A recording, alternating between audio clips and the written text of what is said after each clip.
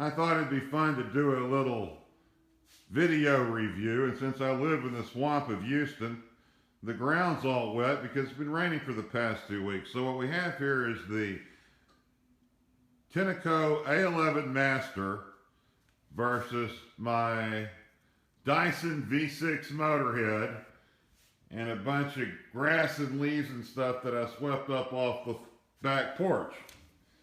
So we're going to walk around here and we're going to pick up the Dyson and we're going to see if we can suck this stuff up. This seems to work okay. Most of this seems to be pushing the stuff away and the stuff seems to be getting caught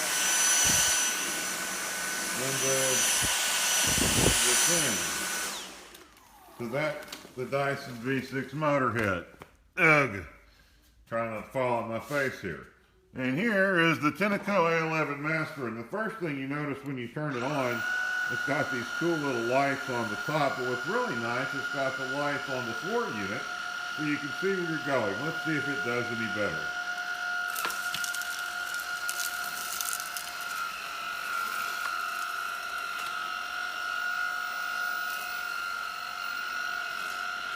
I don't know about you guys, but I'm inclined to say the Tineco A11 Master wins this competition.